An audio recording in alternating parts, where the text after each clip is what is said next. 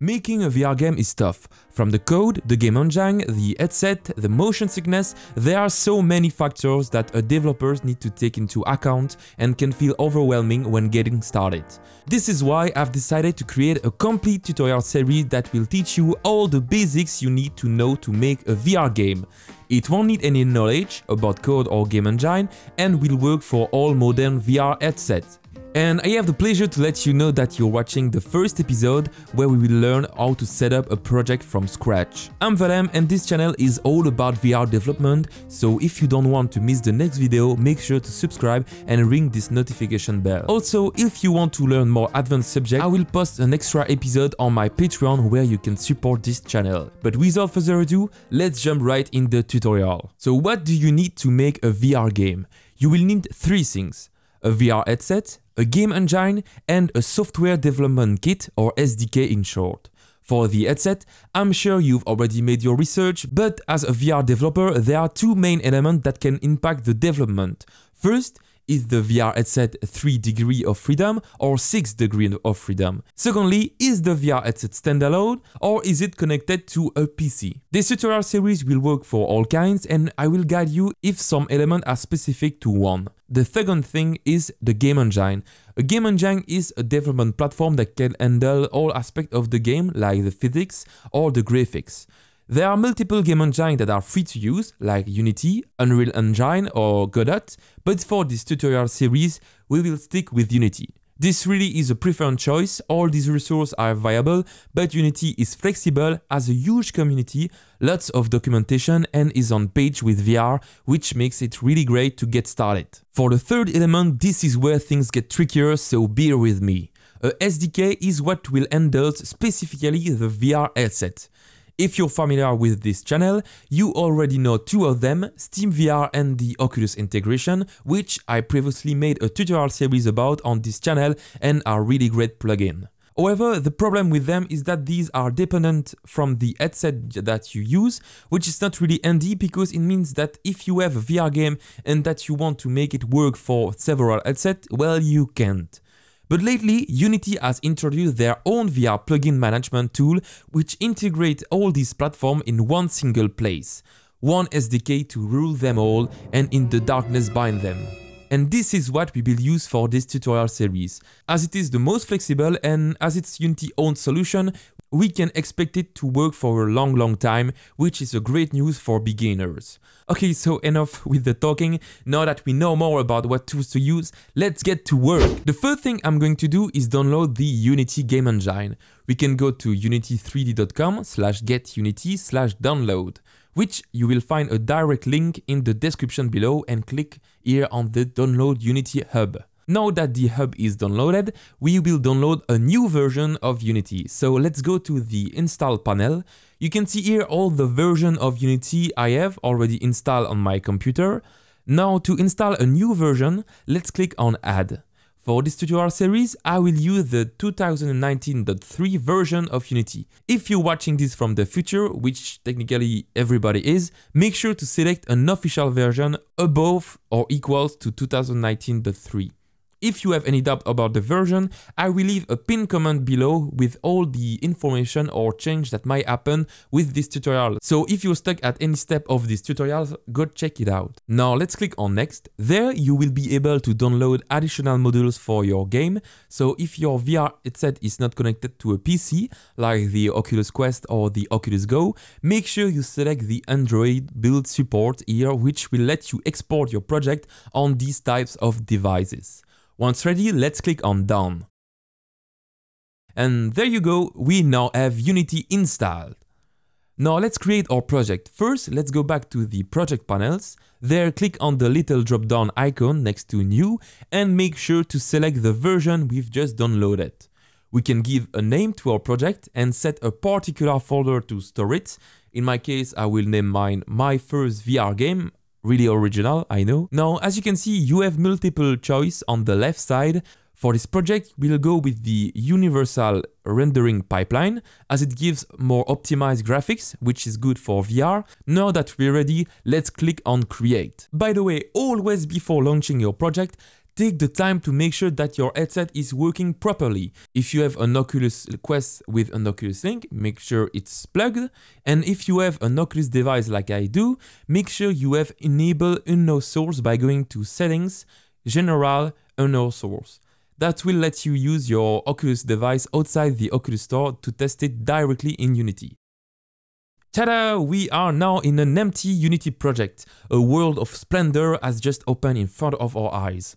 So as you can see, the Unity game engine is cut into several windows. You might not see the same placement of them as I do, but that's just a preference. I found out that I work faster like this, but if you want to have the same one as me, an easy way to do it is to go here on the top right corner and click on Layout. There you can find some Windows presets, and if you want mine, you can click on Tool and drag the Game Windows tab to the bottom over there.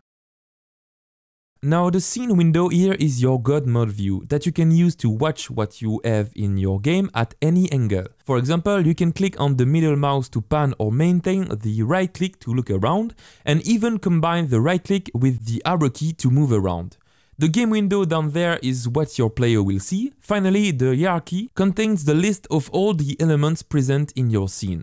For example, if I go under the example assets, I can see that we have some props in our scene like this paint bucket, which I can double click on it to zoom. All elements in our scene have transform data that we can use like the position, the rotation or the scale, and that you can edit right here in the inspector tab. As you can see, the inspector contains all the components on each game object, but another way to edit an object is in the scene windows with the transform tool. So pressing W for the moving tool, E for the rotation tool, and R for the scaling tool. And there you go, that's basically all you need to know to make things in Unity. Easy, right? Now that we are already Unity expert, let's do the setup for VR. So I will make my VR game in another scene, as I don't want these elements in it. To do this, let's go in the project windows over here, which contains all the data that we can use in our game. As you can see, there is already a pre-made folder for the scene that we can go to. To create a new scene, I will right-click, go to Create, Scene. I will name mine VR Bowling. You will see why at the end of this tutorial. Once created, we can double-click to open it. And there you go, we are now in a fresh Unity scene. To set up VR, we need to install some packages. So let's go to Windows, Package Manager, wait for all packages to show up, and search for XR Interaction Toolkit. If you don't see it, make sure to go here in Advanced and select Show Preview Package. Once selected, click on Install. Okay, we are almost done. Last thing we need to know is say on which device we will use our game. To do so, let's go to Edit, Project Settings and click on XR Plugin Management. This is the new Unity XR plugin that I talked about earlier and that allows us to build on multiple devices. To use it, click on Install XR Management. As you can see, we have now the possibility to add all the types of devices we want for our game, for PC or standalone Android devices. In my case, I think I will select Oculus and Windows on PC and Oculus on standalone devices. But you might realize a little problem right here. There is no SDK for open VR devices, like the HTC Vive or the Valve Index, for example. As Unity mentioned in their blog post, Valve is currently working on it and this will be added very soon. I contact them and will let you know in the pinned comment below as soon as I get the information. So if you're building for these devices and that you don't want to wait, there is an easy workaround. First, make sure that the version you use is 2019.3 like mine and unselect all the previous selected SDK. Go to Player tab, you will see that we have some settings for each platform we've installed, and on the bottom of the tab we have XR setting here with a message saying that this will be deprecated in future versions, so that's the reason we need to stick with the 2019.3 for this workaround. Now let's check the virtual reality support checkbox and we will be able to add the SDK for OpenVR and Oculus here on the same place.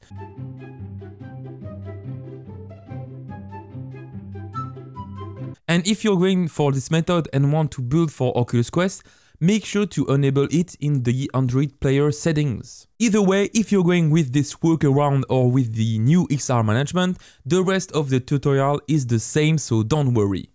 Phew, okay, that was it. The boring part of the tutorial is now complete. We have now everything ready to work on the fun part, the game. So let's make this happen. I will first start by creating a ground for our game. To do so, I will right click in the hierarchy, go to 3D objects and click on plane. And now we have a plane on our scene. Make sure to set its position at 0, 0, 0. We can even increase its size by pressing on the R key and scaling it up. Here you go. I will also change its color to black. To do this, let's right click in our project windows, create and click on material. I will call it black and change its color over there to, well, you guess it, black.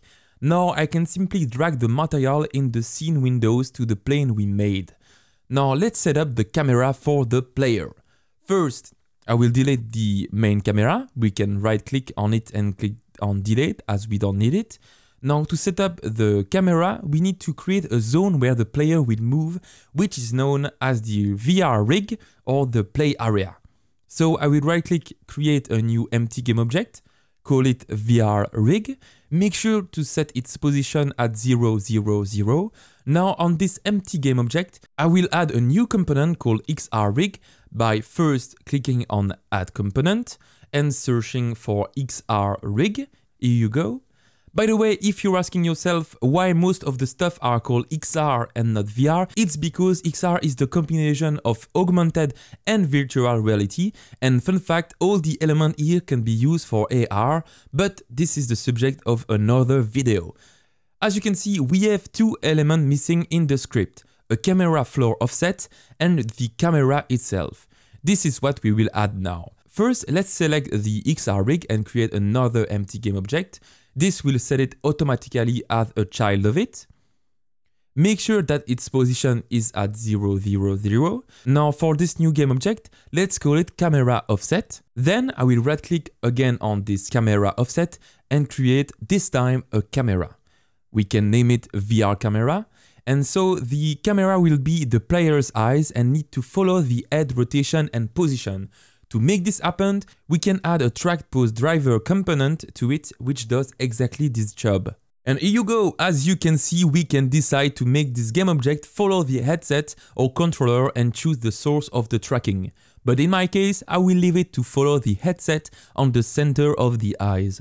And there you go. Now what's left for us to do is drag in the XR rig, what we just made, so the camera offset for the camera offset variable, and the VR camera for the camera variable. And there you go, our setup is completed. Let's click on play to test our game. Nice work! Now VR is working properly. As you can see, I can rotate my head and it will rotate accordingly in the game. Awesome! We can even maximize the game window for us to see better. If at this state of the development VR is not working, it either means two things. Either your VR headset is not set up, so save your scene with Ctrl+S, quit Unity, make sure your headset is working and then restart your project, or it means that you don't have a device that can test VR directly in Unity, which is the case for the Oculus Go or an Oculus Quest without an Oculus Link. So in this case, you will need to export your project to test it, and this is what I will show you at the end of this tutorial. But back to our VR setup, there is one more problem here. As you can see, we are at the floor level. So to fix this, we have two solutions. First is to increase the height offset on the camera offset, or the other one is to use eye tracking, which works with 6 degrees of freedom headset and can be done by setting the tracking origin mode to floor. Let's click on play and here we go. Now I'm at the good size. Okay, so this was for the headset. Now let's make the tracking on the controller. First, I will create two new empty game objects under the camera, one called left hand and the other right hand. And to make them follow our controller, we could use the track pose driver as we did for the camera, but in our case, we will use something better provided by the XR toolkit, the XR controller component. So let's select both, click on add component and search for XR controller. Perfect. Now for the left hand, I will select the controller node to left hand, and for the right hand, you guessed it, we can set it to right hand. Nice. So let's click on play to see what we've made. Okay, so our hands are moving, as we can see from their position changing in the inspector. However, we cannot see them because, well, we don't have a visual for them. To add a visual to our hands, we can use the model prefab on the XR controller component.